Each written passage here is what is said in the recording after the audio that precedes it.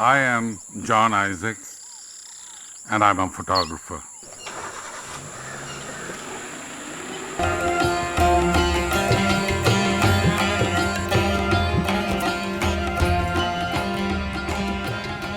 I came back to India and started to document the tigers about 25 years ago.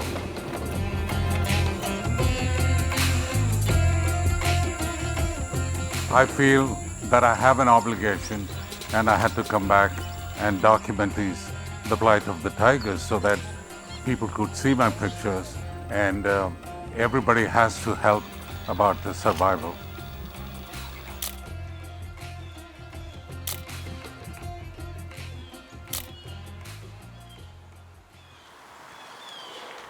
I still remember the first time I saw the tiger. It was a male cub right by the lake, and I was so excited. I probably have been coming almost every year, every other year. In the last 10 years, I think my interest has grown tenfold.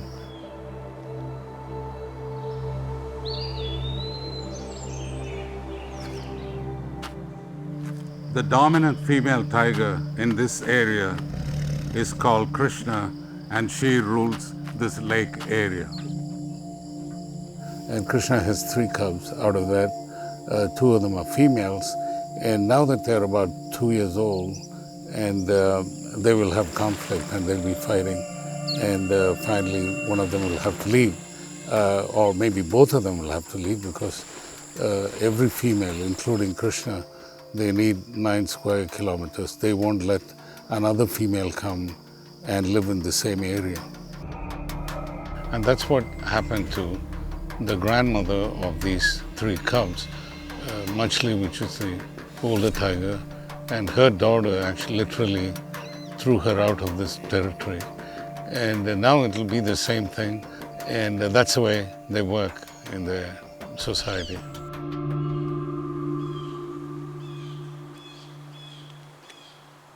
Since this is their territory, and since the lake is here and the water is here, they always like to come here and cool off. So this area is a very important area for all the 4 tigers.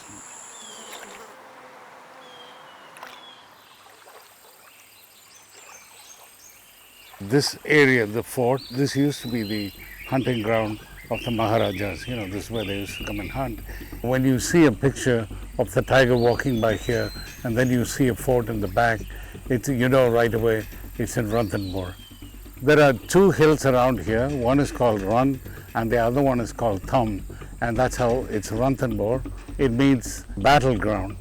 And also this is where the tigers battle for their position, you know, especially the females who want to take care of their own territory. This is where they fight, and so Ranthambore is pretty symbolic as a battleground.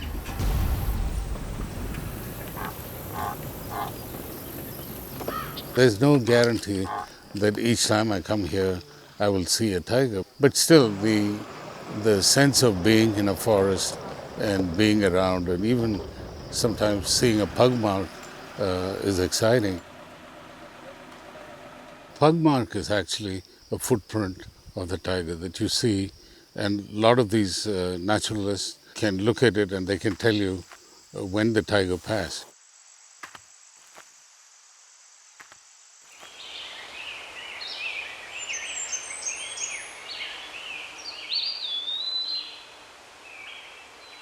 For me to get really good photos of these amazing animals, I need to be in place before they start moving again. Once we see the animals running through the forest, it's time to start the engine up and follow.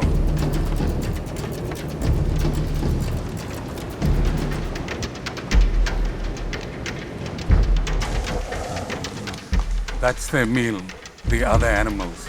They like the sambar deer and the cheetal, the spotted deer.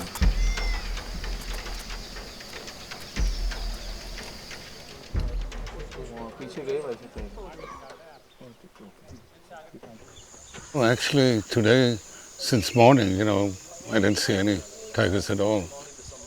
I think yesterday they killed a sambar deer, which is pretty big, and this will probably last another 4 days for them to go without starving, and then they'll have to look for something else.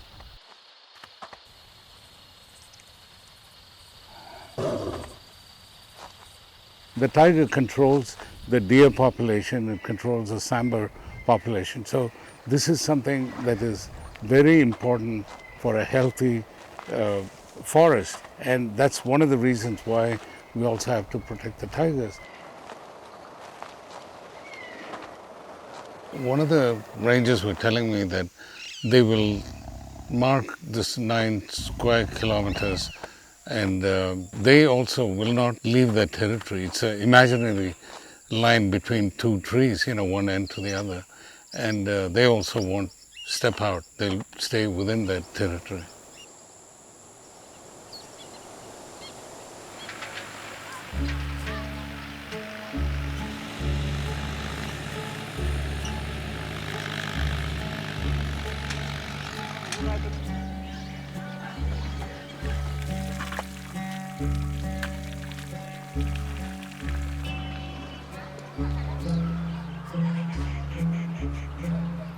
The conflict between the villagers and the tigers has always been there, and then government tries to compensate. If a tiger kills a goat or a cow, they pay a certain amount to the villagers, and this has been a conflict all throughout because the tigers find that they don't have enough space here.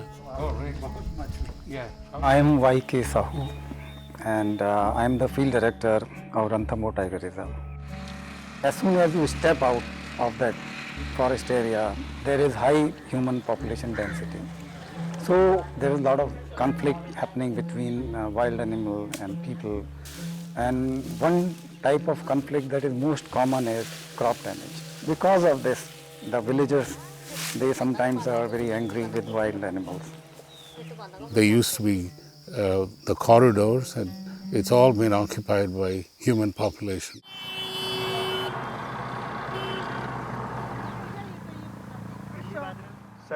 My name is Sunny and I am a landscape coordinator for the Western India Tiger Landscape Program of WWF India.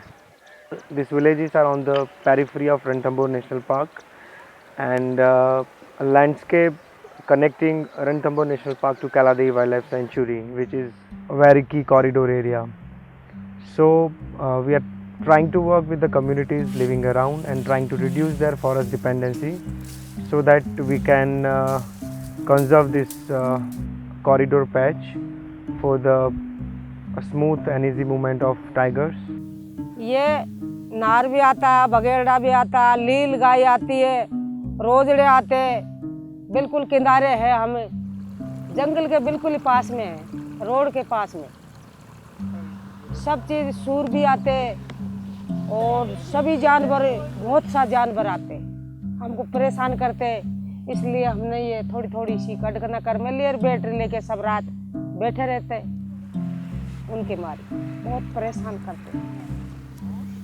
अब क्या करें, खेती तो करनी पड़े हमको, ये काम करते हैं साहब। सब रात हमारी मवेशी बंधी हुई है, इसकी रखवाली करते, सब रात लेट देते। मेरा नाम श्रीमती जमुना देवी। We are trying to provide them alternative livelihood, providing a high value crop, smokeless chulas to reduce the fuel wood consumption, and providing fodder species within their agriculture field so that they will have green fodder throughout the year, and instead of going into the forest they use their own resources. गई साल बोया हमने खुद ने, और ये तो अभी यही गई साल यही साल बोया, ये आया होया कांदा है हम। ये बमूड़ी ठाडिया नहीं, इनमें से टेंट का काट काट के सूखा सूखा के बाढ़ बाढ़ के ऐसे रोटी करते।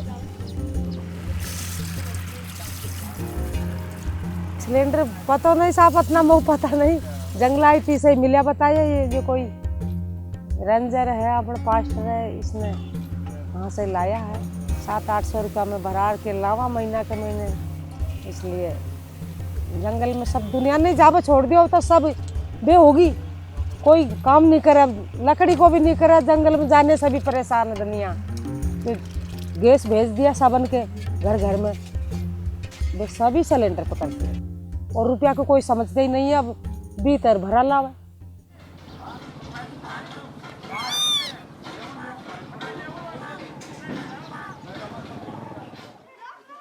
People don't realize how much the tigers are income generating for the poor community here.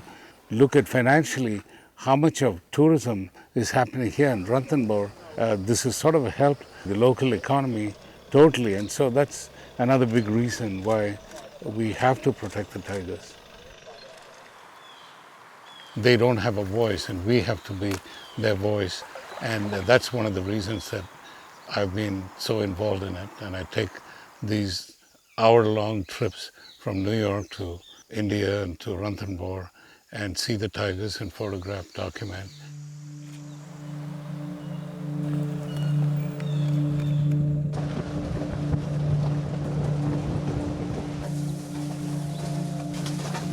The last 2 or 3 years, they say, there's been a drought in Rajasthan. The rains have not been regular. Climate change is a serious problem in this country, even it's in the continent. So keeping these forest areas alive and protected is the only solution.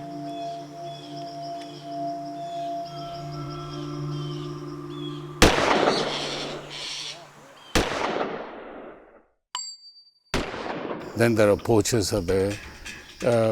Probably a farmer here will kill a tiger for like not even $20, you know. By the time they kill a tiger and take it through Tibet into China, it's almost $500,000. Poaching here is demand driven. If there is no demand, there will be no poaching. So right now the demand market is low, so there is no demand and hence there is no poaching. You know, this in every place you will find some communities who were traditionally they were hunters. And we are keeping an eye on them. मेरा नाम जुगराज है, जाति से मैं हो गया हूँ। साहब पहले तो मैं गांव में जे रुखाड़ी करते थे, हमारे पास ज़मीन जागा तो है नहीं, और परंपरा से हमारे दादा पुरखा है जो ठेठ से जो रुखाड़ी करते थे, जीव जानवर मारते थे, खाते थे, उस तरीके से मतलब चलते। हम ये जीव जानवर खाने के लिए मारते थे। मेरे पास बंदूक थी, मेरे पिताजी की बंदूक थी मेरे पास, उससे शिकार करता था। जैसे अभी मान लीजिए जो और फॉरेस्ट डिपार्ट है, इन्हों में मेरे को रोज़गार लगा दिया, तो मेरा पेट जैसे ही बच्चा बच्ची का गुजारा चल रहे हैं, पोष पालन हो रही है मेरी, जिसलिए मैं अब इन्हों को मतलब वो धंधा छोड़ दिया सब। So we have targeted the younger generation, and I believe that once educated, they will be able to get some new vocation in life, some new profession.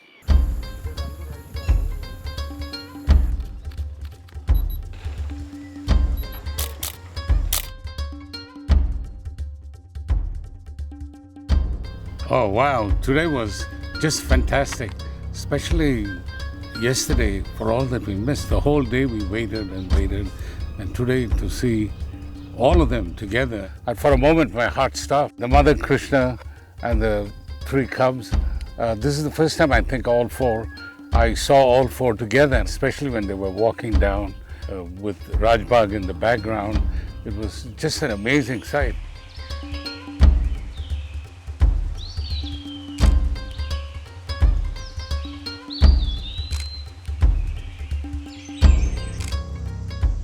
And every time I hear something like this year the population, there's so many % increase, I feel so good. You know, in some ways, some things are working. And so this is what drives me to come and do this. Earlier, the population estimation was based upon indirect evidences like say footprints or pug marks Now later on, we started doing it by deploying camera traps. Now with the coming in of digital revolution and information technology, we are also trying to innovate. When the person goes out in the field every morning, using the GPS in it, and whatever he sees, he'll be just clicking the screen and the whole data will be saved in the instrument, and whenever he is there in some network, that data will be uploaded and sent to the central control room. Tiger conservation is not only about saving the tiger. Tiger is a sort of flagship species. So when you are able to save the whole ecosystem and the ecology of a place is intact, then only tiger can be saved. So it means that if tiger is lost, then we have lost ecological balance.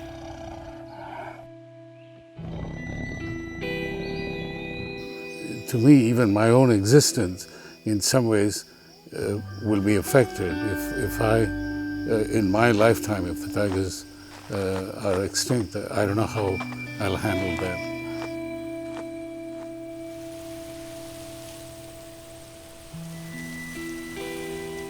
Someone said, even if evolution takes place all over again, the chances of a tiger coming into existence is not definite or not certain.